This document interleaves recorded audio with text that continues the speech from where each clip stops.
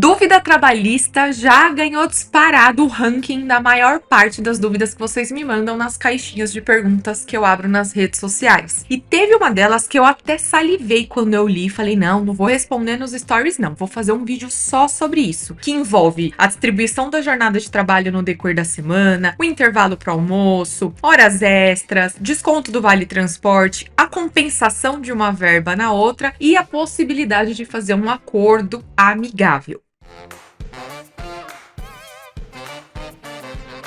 Vamos ler a duvidinha para vocês entenderem. Eu vou lendo e vou parando para fazer certas observações, porque ela é bem compridinha e aí para vocês não se perderem, tá? O Fábio vai direcioná-los em que parte estaremos dessa duvidinha. Vamos lá. Uma funcionária desempenha suas funções por 8 horas diárias, de segunda a sábado, totalizando 48 horas semanais, atuando como faxineira em uma padaria. Bom, a gente já viu que extrapolou o limite da nossa lei de 44 horas semanais e que ela tem uma função de limpeza dentro da padaria, que não é a função em si padrão da padaria. É padeiro, atendente, é o comércio em si. Então aqui já cabe algumas ressalvas. A primeira delas, tem que olhar se a convenção coletiva da padaria, que é aplicada pelo empregador, prevê condições, cláusulas específicas para as faxineiras, para quem trabalha na limpeza. Se prevê coisa específica, beleza, vai ser aplicada a convenção coletiva. Agora, se não prevê, vai ter que aplicar a convenção coletiva de profissionais, de funcionárias da área de limpeza e não de padaria, porque as condições são diferentes. Um outro detalhe está nas 48 horas. A convenção coletiva até pode prever uma jornada de trabalho menor do que as 44 horas semanais previstas na nossa lei, mas não pode extrapolar. Vocês estão vendo daí que eu tô vendo daqui uma hora extra aí aparecendo nessa situação. Vamos continuar as duvidinhas. Ao longo de um ano, não recebeu remuneração adicional pelas horas extras trabalhadas, nem qualquer forma de compensação por esse tempo excedente. Ao questionar o empregador sobre o horário praticado, este admitiu o equívoco e sugeriu uma nova carga horária de 44 horas semanais, 7 horas e meia de segunda a sexta e 6 horas e meia no sábado, com 2 horas de intervalo para almoço diariamente. Ou seja, vocês já perceberam que o empregador estava quieto, a hora que viu que estava errado, ele falou, não, vamos aqui ajustar sua carga horária, admitiu o equívoco e reajustou para as 44 horas semanais. Essa distribuição de 7 horas e meia de semana, 6 horas e meia no sábado ou no fim de semana, porque varia de acordo com a escala. Hoje em dia a gente tem escala 6x1, que o funcionário folga um dia na semana e acaba trabalhando aos finais de semana, mas a nossa CLT prevê como padrão a jornada de 8 horas diárias durante segunda a sexta, que é os dias úteis, e de sábado 4 horas. O que é mais comum é você ver essas 4 horas sendo redistribuídas no inteirinho da semana, de segunda a sexta-feira. Então, acabam se fazendo 8 horas e pouquinho. Nessa jornada, a gente não pode incluir hora de almoço. Você viu que na dúvida a pessoa faz 2 horas de intervalo, porque a nossa lei fala que é no mínimo uma, máxima 2, podendo ser feito meia hora, se na convenção coletiva permitir e se o funcionário sair meia hora mais cedo. Então, nesse caso aqui, o empregador colocou 2 horas de intervalo porque ele é bonzinho. Eu julgo que é por interesse, né? A questão da demanda e da oferta. Ele tá ofertando uma oportunidade de acordo com a demanda dele. No sábado, se ele colocasse 1 hora para intervalo, ou ele não colocasse intervalo, a jornada tivesse menos do que 6 horas, não teria nem intervalo para almoço, então a funcionária ficaria só por meio período na padaria. Dessa forma, fazendo 6 horas e meia, tirando meia hora todo dia na semana, né? Ao invés de fazer 8 horas, faz 7 horas e meia. E jogando isso pro sábado, faz com que ele seja obrigado a dar esse intervalo. Dando intervalo de 2 horas, ele tem a funcionária por mais tempo. Ela vai fazer uma pausa longa, mas ela vai ficar até mais tarde na padaria para ajudar na parte da limpeza. Isso daí tá errado? Não, não tá errado, desde que ele esteja dentro dos limites da lei ou da convenção coletiva que prevalece. Se a convenção coletiva proibir o horário de almoço até 2 horas, fixar em uma, ele não poderia estar fixando essas 2 horas de intervalo, tá? Vamos continuar, vamos elaborar melhor isso aqui. Contudo, o empregador empregador deixou claro que não pretende remunerar as horas extras acumuladas ao longo do último ano, seja como pagamento de adicional ou como compensação. Isso daí pouco importa se ele pretende ou não, a lei é muito clara. Se o funcionário não compensa dentro de 6 meses ou 1 ano, depende muito do período que a convenção coletiva fixa, mas não pode passar de 1 ano. Ele é obrigado a pagar como horas extras. Independentemente se tem o acordo do banco de horas, a compensação até 2 horas extras por dia é reconhecida em lei. A partir daí tem que pagar como adicional de 100%, a não ser que seja optante pelo banco de horas, que aí sim tem uma flexibilidade maior. Vamos continuar. Essa decisão é justificada pelo empregador com a alegação de que, durante esse período, o Vale Transporte foi pago diretamente em mãos, sem desconto no contra-cheque, ou olerite. E as horas extras seriam utilizadas para abater os 6% referente ao Vale Transporte. Olha a confusão que rolou aqui. O que acontece? O Vale Transporte, ele é obrigatório para quando o funcionário usa transporte público para ir trabalhar. E como uma forma de colaboração com esse custo, o empregador pode descontar até 6% do salário, não tem a ver com quanto ele pagou de VT, a título de colaboração com esse custo do transporte. Aqui nesse caso, ele pagou em mãos. O pagamento de VT pago em dinheiro e habitual, sem nenhum desconto para mostrar que aquilo é um VT, ele corre um grande risco do juiz reconhecer como verba salarial e entrar para o cálculo de todas as demais verbas, entrar como se fosse um recebimento de salário, um vale. Por quê? Porque a nossa lei é clara ao falar que não é para pagar em pecúnia, não é para pagar em dinheiro diretamente em mãos, e sim dar o cartão de transporte público ou coisa assim. Acontece que tem algumas convenções coletivas que até permitem, mas colocam outras regrinhas aí decorrentes para que não tenha essa natureza salarial o Vale Transporte. Isso de ameaçar fazer o desconto retroativo desse 6% de Vale Transporte também é errado, porque a gente vê isso acontecer na Justiça do Trabalho em processos judiciais, vê, mas quando o funcionário pede o Vale Transporte porque ele nunca recebeu, e aí a empresa vai ser condenada a pagar e o juiz aceita que a empresa desconte 6% do salário do funcionário por mês de Vale Transporte a título de colaboração. Mas esse desconto retroativo não pode ser feito compensando com horas extras porque são verbas com natureza diferente. A hora extra é uma verba que você recebe do trabalho. Ela tem natureza salarial. Ela entra como se fosse um plus do salário. Já o Vale Transporte, ele é para o trabalho. Ele tem uma natureza indenizatória. Não tem recolhimento nem previdenciário de imposto em cima desse valor. Então não dá para falar que vai compensar uma coisa na outra. Mesmo porque na Justiça do Trabalho só pode compensar verbas numa ação desde que elas tenham não só a mesma natureza, mas a mesma classe judicial que eles falam, né? A mesma categoria. Salário pode abater, compensar salário. Horas extras podem compensar horas extras. Não pode se confundir. Então, se isso não pode nem dentro da Justiça do Trabalho, quiçá dá para fazer num acordo extrajudicial. E um detalhe muito importante do VT que as pessoas esquecem também. A lei fala até 6% do salário. Se o que foi pago de Vale Transporte for inferior a isso, o desconto tem que se limitar naquilo que foi concedido. Então, tudo isso vai ser avaliado numa ação judicial. Até no final da duvidinha tá assim: diante dessa situação, como proceder para buscar um acordo amigável? Fico muito feliz que, apesar de todos esses absurdos falados pelo empregador, a parte ainda esteja procurando um acordo amigável, e vocês têm que fazer isso. Significa que não dá para fazer um acordo? Dá sim, só que eu aconselho a escolher uma das duas alternativas. Uma delas, envolver os sindicatos, porque aí tem um peso maior, vai ter pessoas protegendo tanto o empregador quanto o empregado nesse acordo, vai ser encontrado de fato um meio termo, não aquele meio termo que o empregador dá e o empregado assina sem entender bolufas. E contrapartida, tem uma outra alternativa que seria o empregador chamar um advogado, fazer de fato esse acordo, mas homologar em juízo, ou seja, pedir para um juiz avaliar se aquele acordo é válido e homologar. Pula todas as etapas do processo, o juiz vai avaliar se teve supressão de direitos e vai ficar tudo bem, porque na maioria das vezes é só a empresa que tem condições de contratar um advogado, e aí o juiz juiz vai fazer o meio de campo nesse sentido. Então dá para você entrar na justiça só para pedir a homologação de um acordo, dá para você fazer um acordo com os sindicatos para ter um peso maior, mas nada disso impede o trabalhador de entrar com uma reclamatória trabalhista se ele achar que tem algum direito ali que foi suprimido ou que foi ignorado nesse acordo que foi passado no papel. Por isso que eu sempre aconselho ambas as partes terem os seus advogados, esclarecerem todas as dúvidas, colocar tudo no papel e de fato orientar, porque os empregadores no Brasil, eles não aprendem nem na faculdade de seja lá qual for a área, a profissão deles, ou na escola quais são os direitos de cada um. Então, às vezes eles cometem alguns equívocos. Sim, tem aqueles que fazem de má fé, mas tem aqueles que fazem por ignorância. Se você busca um meio termo, o que é justo é aplicado e ambas as partes conseguem se proteger de um processo longo que gasta dinheiro, tempo e energia. E se você conhece algum caso semelhante, me conta aqui embaixo. Vai ser muito bom conversar com vocês, fazer novos vídeos sobre essas duvidinhas trabalhistas que bombam tanto. Não se esqueça de se inscrever no canal, é muito importante para eu te conhecer e até a próxima.